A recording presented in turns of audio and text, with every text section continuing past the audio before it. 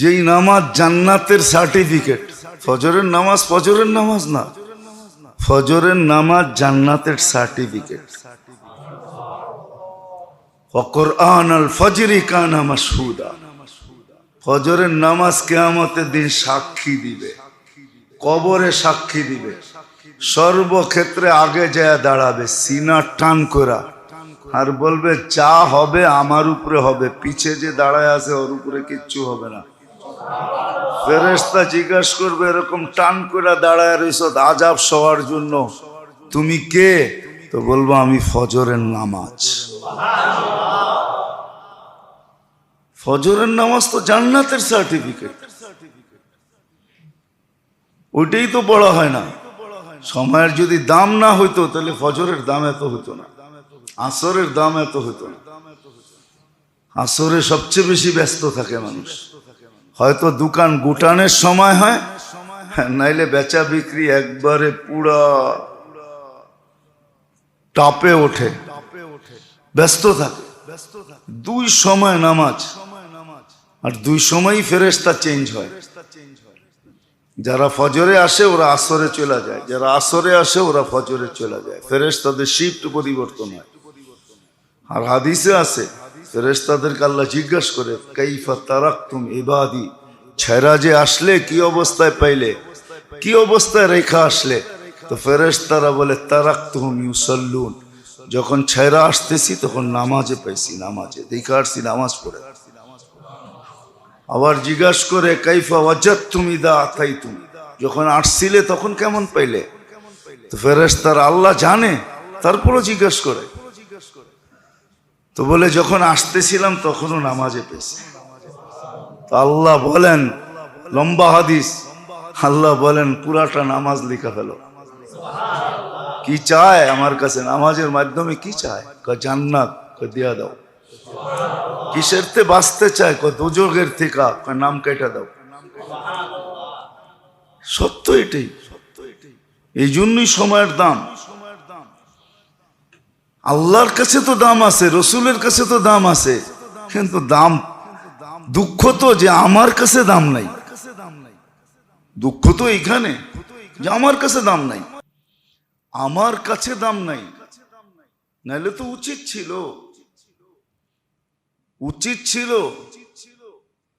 সারা বাংলাদেশ বললে একজনও পাওয়া যাবে না যে ফজরে আসছে জুমা পড়া বাসায় যাব। আজকে জুমার দিন, পুরাটা সময় দিয়া দিব। দুরুদ পড়বো মসজিদে বসা বসা, সূরা কাহাফ পড়বো মসজিদে বসা বসা, কোরআন তেলাওয়াত করবো মসজিদে বসা বসা। বাংলাদেশে নাই কিন্তু অন্য দুনিয়ায় আছে, আমি দেখছি অন্য দুনিয়ায় আছে। আফ্রিকার মানুষগুলা কালো বটে, দেখলে আমরাও হাসি, গরিবও বটে, কিন্তু ওদের ওইখানে আছে, প্রথা আছে, ফজরে আসে জুমা পড়া তারপরে বাসায় যায়। আমি নিজে চোখে দেখছি, এই জন্য বলতেছি, শুনলে বলতাম না। আমি নিজে চোখে দেখছি, ফজর পড়তে আসছে, বসে গেছে মসজিদে, ফজরের সময় গোসল করে চলে আসছে, জুমার গোসল করে চলে আসছে। কেন? জুমা তো শুরু হয় বৃহস্পতিবার দিন সূর্য ডোবার থেকে, জুমার গোসল করে ফজরে চলে আসছে। ওই মসজিদে পড়তে পড়তে পড়তে পড়তে জিকির করতে করতে হয়তো ঘুমায় গেছে, ওইটা আবার উজু করে জুমা পড়া বাইরে গেছে। আছে, ওরকম দেশে আছে। বলবেন কাজ নাই, কাম নাই, গরিব মানুষ, খাওন নাই, কি করব? মসজিদে পড়া আছে, আমগো তো কাজ কামের অভাব নাই, ঠিক না? খাওনের তো অভাব নাই, ঠিক না? ফ্রিজ তো বড়াই থাকে, ঠিক না? হ্যাঁ, কি বলেন? কার ফ্রিজ এরকম আছে যে খালি আছে? কারো ফ্রিজ খালি নাই, ঠিক না? কুরবানি ঈদ আসতেছে, এখন আরো ফ্রিজ বেচা বিক্রি বেশি হবে, ঠিক না? কি বলেন? নর্মালটা বিক্রি হোক আর না হোক, কমসে কম ডি ফ্রিজ তো বিক্রি হবে, ঠিক না? কেন? কুরবানির গোস্ত রাখার লেগা। আমাদের তো প্রত্যেক কামরায় কামরায় ফ্রিজ, আমাদের তো খাওয়ানোর অভাব নাই, আমরা মসজিদে থাকবো কেন, ঠিক না? তো মেরে দোস্ত আসেন, সত্য এটি, কেটে যেতেছে সময়। এই জন্যই হাদিস আমাদেরকে স্মরণ করাইছে, তুমিও একদিন আফসোস করবে, জান্নাতে যাওয়ার পরও তোমার ভিতরে এই অনুভূতি আসবে যে হায় সময়গুলা কোন কাজে কাটলো। লা ইয়াতাহাসসার আহলুল জান্নাতি ইল্লা আলা সাতিন মাররাত বিগাইরি যিকরিল্লাহ। আল্লাহ স্মরণ ছাড়া কেটে গেছে, ওই সময়গুলা স্মরণে আসবে, স্মরণে আসবে। আজকে বলা হইতেছে, কেউ তালাশ করে না যে জিকাদা এই মাসে কি আমল আছে, জিলহজ্জা কি আমল আছে। আমার তো মন চায়, যদিও উলামা একরাম বলবে এটা বেদাত হয়ে যাবে, কিন্তু আমার তো মন চায় যে আমার সমাজটা যদি এরকম হইতো, শেষ 10 দিন যেরকম এতেকাফে বসে যেত, মুসলমানও যদি জিলহজের প্রথম 10 রাত্র মসজিদে বসে যেত, ঘরে না কাটাইতো।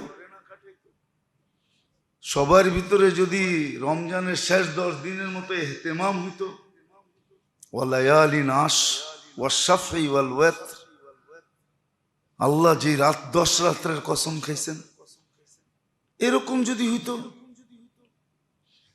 শুক্রবারটা যদি এরকম হইতো যে ফজরের পর থেকে মসজিদে জাগা নেওয়া শুরু করছে,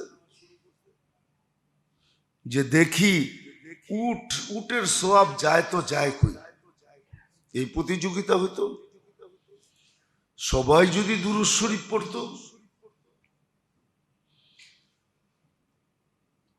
নেশাব বান্ধা নিত যে শুক্রবারে আমি সারা দিনে 2-4-5 হাজার বার দুরূদ পড়ব।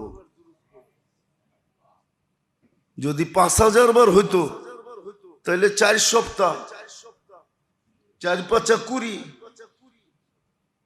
20,000 হইতো প্রতি মাসে দুরূদ পড়া। 12 দুগুনি 24, 2,40,000 হইতো মাসে, বৎসরে এক বিরাট বড় কোয়ান্টিটি হইতো আমার কাছে দুরূদের। হ্যাঁ, মানেন আর না মানেন, দুরূদ পার করবে এই উম্মত। জাহান্নামের থেকে, পুলসিরাতের থেকে পড়া গেল, দীর্ঘক্ষণ লটকায়া থাকবে, ঝুলা থাকবে ধরা। দেখা হবে যে দুরূদ আছে কিনা। দুরূদ যদি জীবনে থাকে তো দুরূদ ছুটে আসবে, একে ওইখান থেকে উঠাবে, পুলসিরাতে দাঁড় করাবে, তারপরে দুরূদ তাকে পার করাবে। দুরূদের দাম কম না, অনেক দাম। আল্লাহ রসুলের ভালোবাসাই তো নাই আমাদের কাছে। ভালোবাসা থাকলে সবকিছু সম্ভব হইতো। যেমন আল্লাহর ভালোবাসা নাই, ঠেইকা আল্লাহরে মানি, কেন অক্সিজেন নিতে হইব, কি করবো, ঠিক না? হায়াত মৌত ওনার কাছে, কি করবো, ঠিক না? কি বলেন? শ্বাসে শ্বাসে ওনার মুখাপেক্ষী, এই জন্য কিছু মানি আর কি, নাহলে তো এটুকু মানতাম না। আল্লাহর দরকারটা কি, ঠিক না? কি রাগ হয়ে গেলেন? এই যে যেটুক মানি, ঠেকায় পুরা মানি, নাহলে তো আমরা এটুকু মানতাম না। এই জন্য আল্লাহর ভালোবাসা আমাদের দিলে নাই, নাইলে প্রবাদ বাক্য তো এটাই সত্য, যদি থাকে বন্ধুর মন নদী পাড়িতে কতক্ষণ। বোঝেন প্রবাদ বাক্য, বোঝেন? এখন তো আর বইতে প্রবাদ বাক্যটা পাওয়া যায় না, আগে পাওয়া যেত। আগে এখন তো আর আদর্শ লিপি পড়ায় না। আদর্শ লিপি পুরাণটা নিয়েন, পিছনে দেখবেন অনেক কিছু লেখা আছে।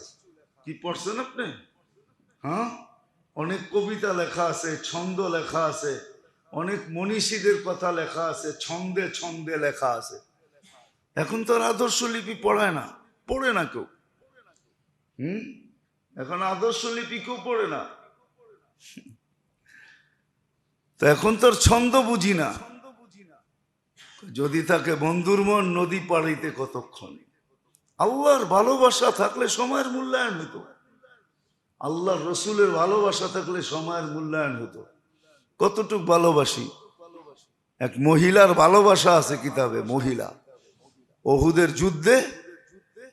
ওহুদের যুদ্ধে যখন খবর ছড়ায় গেল যে আল্লাহর রসুল শহীদ হয়ে গেছেন, তো মদিনার থেকে এক মহিলা ছুটতেছিলেন ওহুদের দিকে। একটু দূর যাওয়ার পরে একজনে খবর দিছে, কোথায় চলছ? তোমার স্বামী তো মারা গেছে। তো বলছে, রাখ, স্বামী মারা গেছে, বল আল্লাহর রসুল কেমন আছে। আর একটু আগে গেছে, বলছে তোমার বাপ মারা গেছে, বলছে থো তোর বাপ, বল আল্লাহর রসুল কেমন আছে। একটু আগে গেছে, বলছে তোমার ছেলে মারা গেছে, কয় রাখ ছেলে, বল আল্লাহর রসুল কেমন আছে। একটু আগে গেছে, কয় বড় ভাই মারা গেছে, কয় রাখ বড় ভাই, বল আল্লাহর রসুল কেমন আছে। পঞ্চম ব্যক্তি বলছে আল্লাহর রসুল ভালো আছে, বলছে আরিনি, আগে আমারে দেখা, দেখানো ছাড়া বিশ্বাস করবো না। তা আল্লাহর রসুল যে মজমার ভিতরে ছিলেন, ফাটতে ফাটতে ওই মজমার ভিতরে ঢুকছেন, আর আল্লাহর রসুল রে দেখে একটা চিৎকার দিয়েছেন, মুসিবাতুন বাদাকা জালালু। হাদিসের শব্দ আছে মুসিবাতুকা আর মাল মুসিবাতু বাদাকা জালালু, ইয়া রাসূলুল্লাহ, আপনাকে দেখার পরে কোনো মুসিবতই না। যদিও 4 মুসিবতের কথা আমি শুনে আসলাম, এটি আমার কাছে কোনো মুসিবত না। আপনাকে দেখার পরে, এটার নাম ইশক, এটার নাম মোহাব্বত। আপনি তো সুপারিশ চান, ঠিক না? রাগ হন না, হইতে পারে এটাও হইতে পারে সুপারিশ, উল্টা জুতোও দেখাইতে পারে, উল্টা বলতেও পারে সুলকান সুকান লিমান গাইয়ারা বাদি, আমার এহসান যে ভুলা গেছো দূরে সরো। আর এটাই সত্য, আল্লাহর রসুল যাকে দূরে সরাবে বা আল্লাহর রসুল যার বিরুদ্ধে বলবে, ইত্তাখাযু রব্বানা রব্বি ইত্তাখাযু কওমি হাদাল কুরআনা মাহজুরা, যার ব্যাপারে বলে দিবে, সাথে সাথে মনিটরে উঠা যাবে, সাথে সাথে প্রজেক্টরে উঠা যাবে যে বন্ধু বিরুদ্ধে চলে গেছে, আল্লাহও সামনে লেখা দিবে আমিও বিরুদ্ধে। বন্ধু বিরুদ্ধে তো আমি বিরুদ্ধে। কোরআন এটাই বুঝেছেন, কোরআনে আছে ওয়াস্তাগফিরুল্লাহ ওয়াস্তাগফারা লাহুর রাসূল লাওয়াজাদুল্লাহ তাওয়াবার রহিমা, আমার কাছে মাপ চাইলেই হবে না, আমি দেখব বন্ধু পক্ষে না বিরুদ্ধে। বন্ধু যদি বিরুদ্ধে হয়, পক্ষে হয়, তাহলে আমি গুনাহ মাফ করে দিব। কতগুলা করলো, কে করলো, কি কি গুনাহ করলো, এটা আমার কাছে কোনো বিষয়ই না, এটা দেখবো না, আমি মাফ করে দিব। শুধু দেখবো বন্ধু পক্ষে না বিরুদ্ধে। এতটুকু গ্যারান্টি দিছেন, কিন্তু আমাদের এশ কোথায়? আল্লাহর ভালোবাসা কোথায়? কোথায় আল্লাহর ভালোবাসা? কোথায় রসুলের ভালোবাসা? দূরত পড়তো শুক্রবারে, বুকে হাত দিয়া বলেন, আমরা যারা এখানে আসি ডেলি 100 বার দুরুদ কে পড়ি? বড় বড় দূরত্ব বাদই দিলাম, বড় বড় দূরত্ব বাদই দিলাম। ওলামাও পড়ে না, তোলাবাও পড়ে না, এরাও পড়ে না, বাকি দুরুদ বাদ দিলাম। দুরুদের বহুত কিতাব আছে, দুরুদের বহুত কিতাব আছে। হ্যাঁ, যারা পড়ার, আল্লাহ জাগরে পড়ায় তৌফিক দেয়, এরা পড়ে। কিন্তু ডেলি 100 বার দুরুদকে পড়ি। তাবলিগ আলাগো ভিতরে তো দুরুদের 3 তসবির ভিতরে দুরুদ আছে, এরাই বলুক যে ডেলি 100 বার দুরুদ পড়ি। কয়জনে পড়ে 3 তসবির? 3 তসবির ভিতরে তো দুরুদও আছে, ইস্তেগফারও আছে, কয়জন পড়ে ডেলি? বুঝা গেল সময়ের মূল্য আমার কাছে নাই। এই জন্যই আমারও মূল্য নাই, আল্লাহ আল্লাহ রসুলের কাছে মূল্য নাই। যদি থাকতো তাইলে এখন মাদ্রাসায় জিজ্ঞাসা করি, মাঝে মাঝে পড়ানোর সময় জিজ্ঞাসা করি, দাওরা পড়ে, হাদিস বুখারী পড়ে, কিন্তু জিজ্ঞাসা করলে অধিকাংশ ছেলে হাত উঠাইতে পারে না। বুখারীতে চলে আসছে, এখন পর্যন্ত আল্লাহ রসুলকে স্বপ্নে দেখে নেই, এখন পর্যন্ত দেখে নেই। ব্যাট খুলতে নাই, এই জন্য খুলতে চাইতেছি না। সময় আমরা দেখছি মাদ্রাসার অনেক ছেলে আসে এখানে জুমা পড়তে, এদেরকে বলতেছি, এক সময় আমরা দেখছি মিজান পড়ে 2য় ক্লাস 3য় ক্লাস, ওই সময় রসুলকে স্বপ্নে দেখা পেয়েছে। এক সময় ছিল, প্রমাণ দিতে পারবো। ব্যাত খুলতেছি না, এই জন্য বলতেছি না, প্রমাণ দেওয়া যাবে, ছোটবেলা দেখে ফেলছে। আছে, ব্যাত খোলা যায়, আলহামদুলিল্লাহ আমাদের ঘরেই আছে। মেয়েরা ছোট, বিয়ের আগেই আল্লাহ রসুলকে দেখে ফেলছে, এখন তো বালেগো হয় নাই। ব্যাত খুলতে নেই, এই জন্য বলতেছি, উৎসাহের জন্য বলতেছি। এক সময় ছিল, আজকে এখন সময় নেই। দাওরা পড়ে, বুখারি পড়ে, আল্লাহ রসুলকে স্বপ্নে দেখে নেয়। ওর তো বুখারি পড়ার আগেই চিৎকার দিয়া মরে যাওয়া দরকার ছিল, যে আমি বুখারি পড়তেছি এখনো দেখি নাই, আমি এর কবে দেখবো? আল্লাহ রসুলের হাদিস পড়তেছি, দাড়ি পাইকা গেছে এখনো দেখি নাই। রাগ হয়ে যায় না। আমি ওদিন বলতেছিলাম নোয়াববাড়ি মসজিদে যে আমার যোগ বিয়োগে মিলে না, আমি আজ পর্যন্ত মিলাইতে পারিনি। আমি আমার মনেরটা বলতেছি যে এক ব্যক্তি মদিনা মুনাওয়ারা দেখলো, রওজা দেখলো, ও দাড়ি ছাড়া দেশে আসে কি করে? ঠিক না?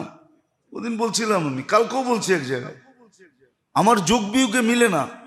আমি বহুত যোগ বিয়োগ করে দেখছি যে রসুলের রওজা দেখলো আর ও দাড়ি ছাড়া দেশে আসে কি করে, আর দেশে আইসা ক্লিন শেভ করে কি করে, আমার বুঝে আসে না। আমি যোগ বিয়োগ অনেক করে দেখছি, কোনো মতে মিলাইতে পারতেছি না।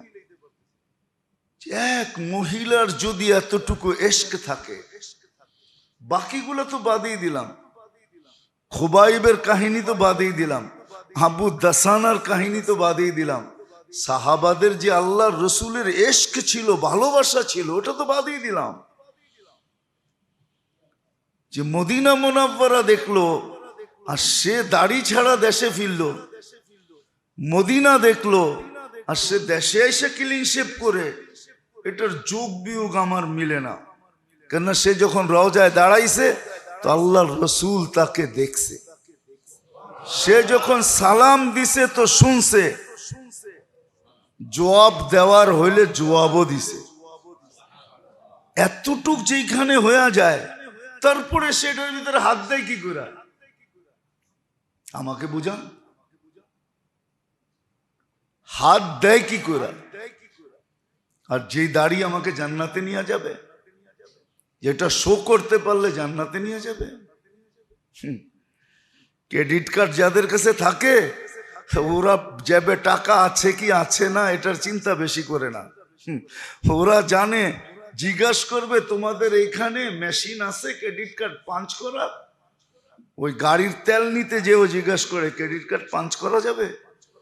যদি কয় যাবে তো আর চিন্তা করে না, কার্ড দিয়া দেয়, কয় পাঞ্চ করে লাও, কয় টাকা বিল হইছে লেখো, আমি কোড বসায় দিয়া ফিঙ্গার দিয়া দিতেছি। দাড়ি তো হইলো ক্রেডিট কার্ড, এটা দেখায় জান্নাতে যাবে, সে কাটে কি করে? হ্যাঁ, আল্লাহ তো অনার্থক কিছু দেন নাই। দাড়ি কাটার প্রচলন তো আসছেই অল্প কয়েকদিন, এর আগে তো কাফেরেরও দাড়ি ছিল, পুরুষ বলতেই দাড়ি ছিল, পুরুষ বলতেই। হ্যাঁ, এই জন্যই তো আল্লাহ রসুল পৃথক করতে বলছেন, বলছে কেউ মোচ কাটে না, তোমরা মোচ কাটবা। কেউ দাড়িও কাটে না, মোচও, তোমরা মোচ ছোট করবা, এটাই তোমাদের ইউনিফর্ম, তোমাদের পরিচয়। তোমাদের মোচ ছোট দেখলে বোঝা যাবে এটা মুসলমান, যার মোচ ছোট না ওটা বোঝা যাবে এটা অন্য দিকের। এই জন্য বলছেন কাসসু শাওয়ারিব তাওয়িলুল লুহা, দাড়ি লম্বা করো, মোচ কাটা রাখো, পৃথক করছেন।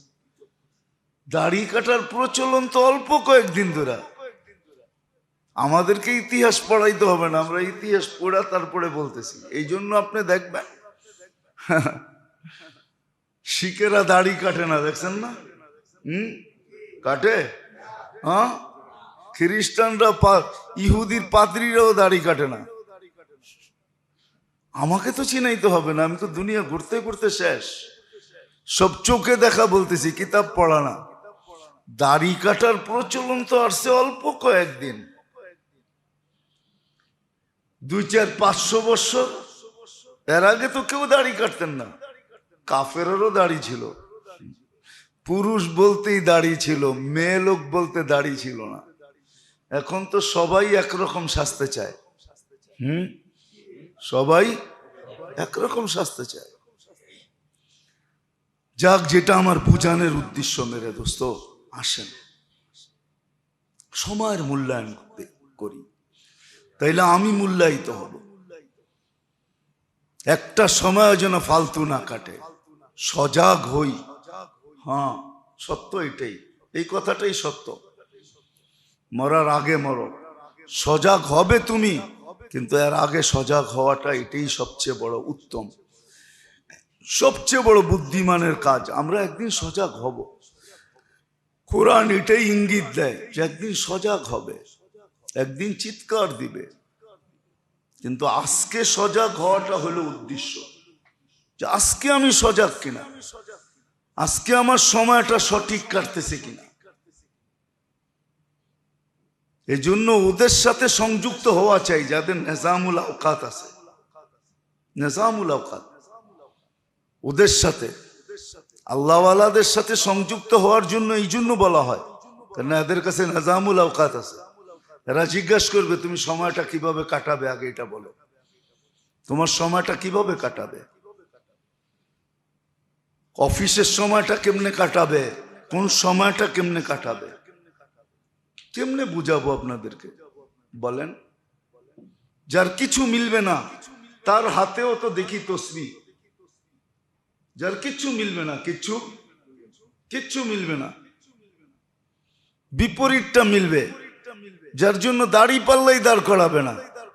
আজকাল তো তাদের হাতেও দেখা যায় পোটলার ভিতরে একটা কাপড়ের পোটলা থাকে, প্যাকেট থাকে, এটার ভিতরে তসবিহ হাতে বান্দা জপতেছে, ঠিক না? হায় হায়, আর আপনি পারেন না তসবিহ জপতে। যার এক এক সুবহানাল্লাহর এত মূল্য, আলহামদুলিল্লাহর এত মূল্য, আল্লাহু আকবরের এত মূল্য, লা ইলাহা ইল্লাল্লাহর এত মূল্য, যার ইস্তেগফারের এত মূল্য, যার ইস্তেগফারের এত মূল্য, যার দুরুদের এত মূল্য। দুরুদ পড়তে দেরি, এইখান থেকে একজন ফেরেশতা নিয়া মদিনা মুনাওয়ারায় নাম ঠিকানা সহ পেশ করতে দেরি করে না। ইন্না লিল্লাহি মালাইকা, আল্লাহর পক্ষ থেকে ফেরেশতা নির্ধারিত আছে, আপনি যেইখানে দুরুদ পড়েন ফেরেশতা ওটাকে নিয়া সযত্নে নিয়ে আল্লাহ রসুলের সামনে পেশ করে, ইয়া রাসূলুল্লাহ, উম্মত দুরুদ পড়ছে, নাম এটা, ঠিকানা এটা, বাবার নাম এটা, কত যত্ন করে আপনার দুরুদটা পৌঁছানো হয়, কিন্তু কয়জন পড়ি? আসেন, জিকাদা আসছে, জিলহজ্জাও আসবে, তারপরে মুহররমও আসবে, তারপরে সফরও আসবে, তারপরে রবিউল আউয়ালও আসবে। মাস আসতে থাকবে আর যাইতে থাকবে, আর আমি দিন দিন গাফলতের দলদলের ভিতরে ঢুকতে থাকবো। দলদল বোঝেন? চোরা বালুরে বলে দলদল। নদীর ভিতরে চোরা বালু থাকে, চোরা বালু, যেটার ভিতরে পাও দিলে নিজে নিচে কি ডাইবা যায়। আপনার আমি গাফলতের ভিতরে ডেলি নিচে যেতেছি। উঠতে বসতে চলতে ফিরতে অভ্যাস করে নেওয়া উচিত, করা উচিত, করলে দেখবেন হবে। ডেলি 2, 4, 5 হাজার বার দুরূদ জিকির করা কোনো ব্যাপার না, সহজ। হাঁটতে চলতে উঠতে বসতে সহজ, হাতের আঙ্গুলে গইনও সহজ, তসবির দরকার নেই, সহজ।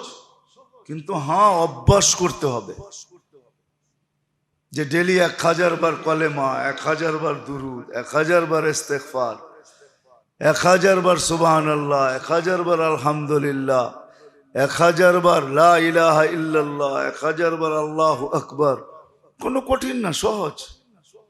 আর পড়তে দেখেন আস্তে আস্তে ভিতরে প্রশান্তি আসতে থাকবে। আলা বিযিকরিল্লাহি তাতমাইন্নুল কুলুব। প্রশান্তি দিলের ভিতরে, শান্তি, সুখ শান্তি, দিলটা প্রশান্তিতে ভরা, এটার জন্য আল্লাহ জিকির দিছেন, আস্তে আস্তে এটা ভরতে থাকবে। একদিন আসবে অশান্তি দিলে থাকবে না, শুধু শান্তি দিয়া দিলটা ভরা থাকবে, ভরা যাবে, মনটাও ভরা যাবে। এটাই, আল্লাহ ছাড়া মন ভরে না, আল্লাহ দিয়া মন ভরা যায়, আর কিছু দিয়ে মন ভরা যায় না। তখন দেখা যাবে মনটা ভরা যাবে, তখন অনেক রোগের থেকে বেঁচে যাব।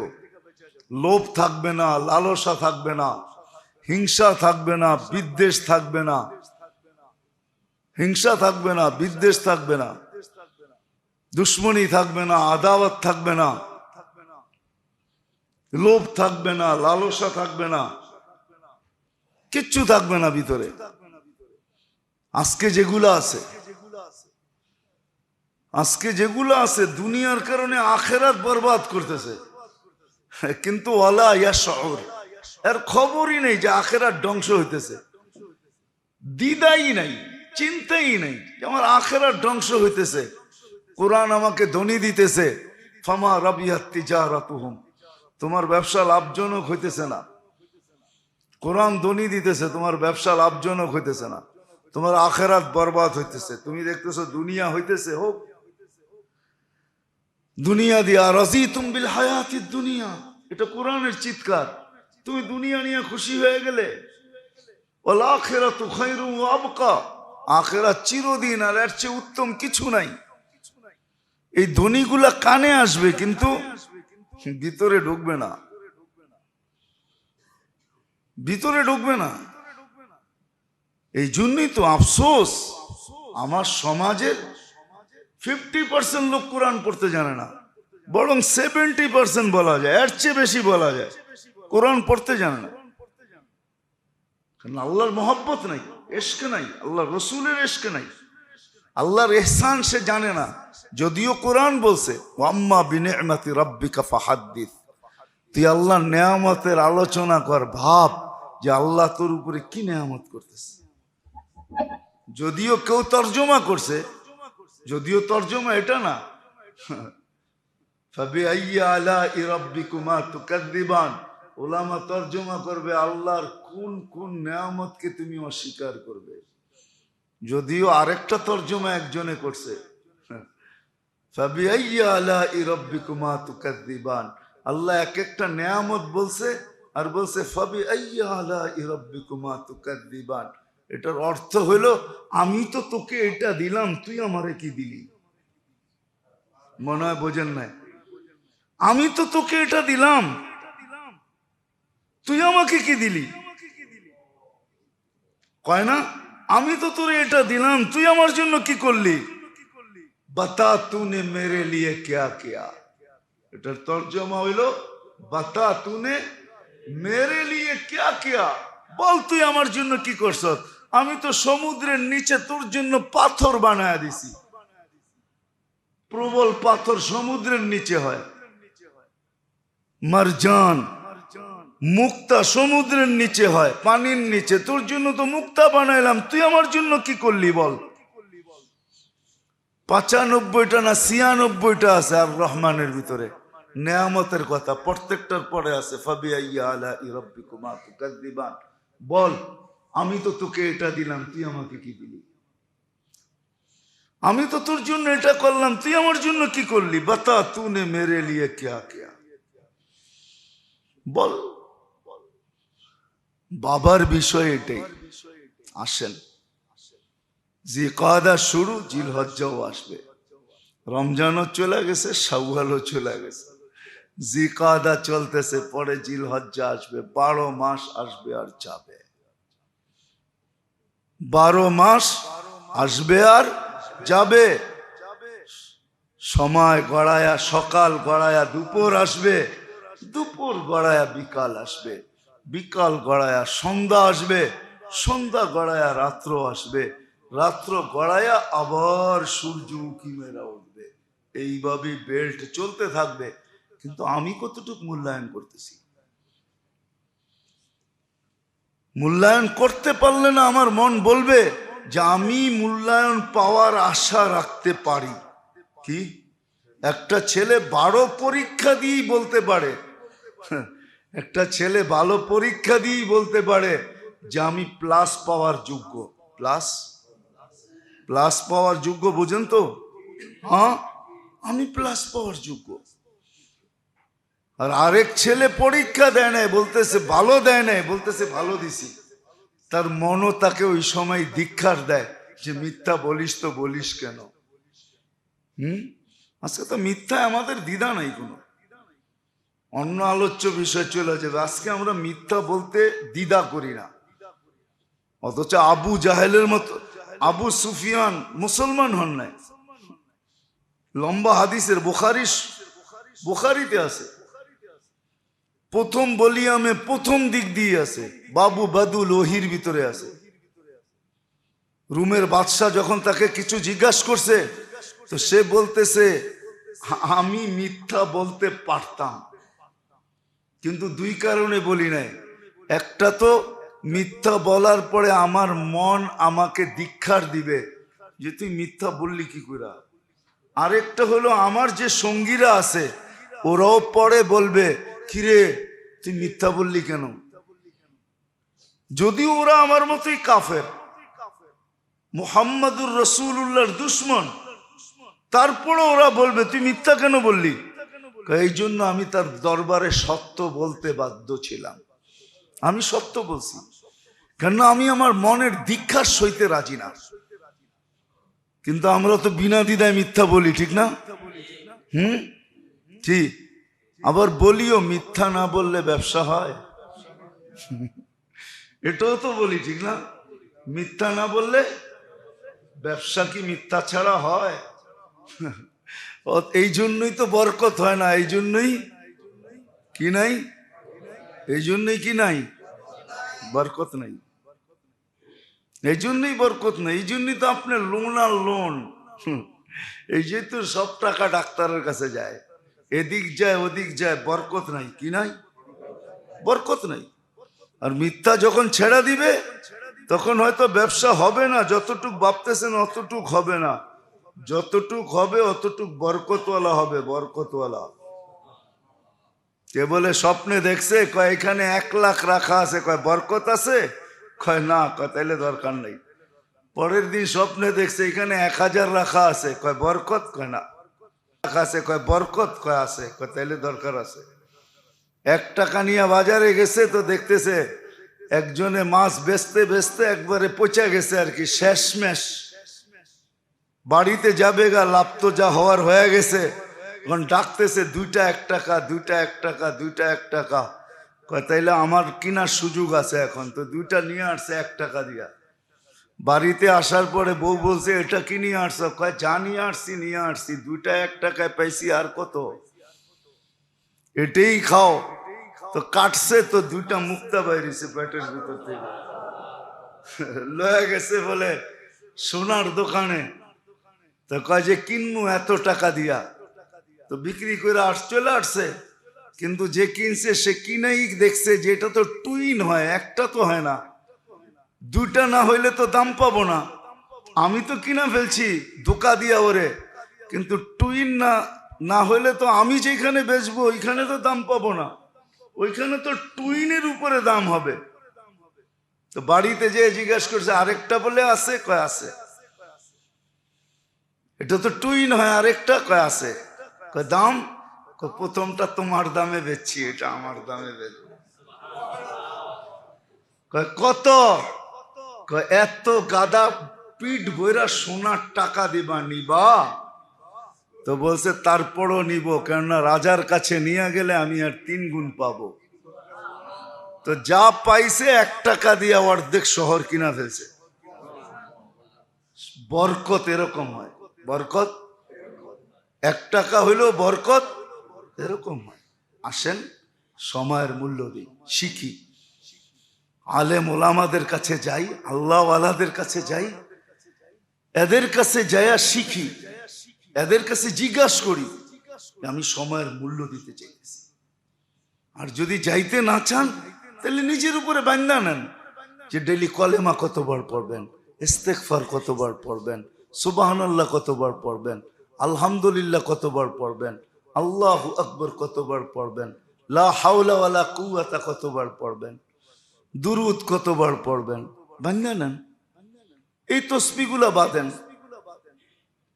আছে লম্বা হয়ে যেতেছে। ইলিয়াস রহমতুল্লাহ আলাইহির ফ্যামিলির ব্যাপারে আছে, আমার আম্মা সংসারের সব কাজ করেও ডেলি 16,500 বার ওজিফা পড়তেন, 7 পারা কোরআন শরীফ পড়তেন। যখন নেক কাজ শুরু করে না, তখন সময় বরকত হয়। আপনাকে দেখানো যাবে সময় বরকত হয়। বরকত যদি না হইতো তাহলে ছোট জীবন 63 বছর বাঁচছে। আশরাফ আলী থানভী রহমতুল্লাহ আলাইহি কিতাব লেখছে 1300 20 পৃষ্ঠা করে না। এক এক কিতাব আছে 6 ভলিউম, 7 ভলিউম, 8 ভলিউম, 10 ভলিউম, 10ও না। ওনার ফতুয়ার কিতাব আছে 22 ভলিউম, এমদাদুল ফতুয়া। 1300 কিতাব লেখছে 63 বছর বয়সে। মারপেটের পরেই কি লেখা শুরু করছে নাকি? 19-20 বছর তো গেছে গা আলেম হইতে, তারপরে না লেখা শুরু করছেন। ইমাম তাইমিয়া 63 বছর বয়স ছিল। এক কিতাবই আছে 32-36 ভলিউম, মজমাউল ফতুয়া। এরকম 100 না কয়েক হাজার কিতাব লেখছেন। জিন্দেগিতে বরকত দিছেন আল্লাহ। শুধু সময়ের মূল্যায়ন দ্বারা জিন্দেগিতে বরকত আসে, তখনই কবির কথা সত্য হবে। উর্দু তো বুঝবেন না, আবার উর্দু বললে আবার কোন ফতুয়া লাগায় দেন, এটাও তো চিন্তা করি।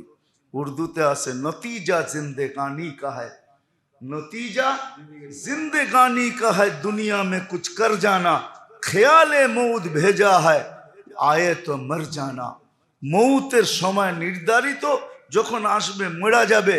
জিও তো জিন্দু কি তরহ জিও, মুর্দু কি তরহ জিও তো কেয়া খাক জিও।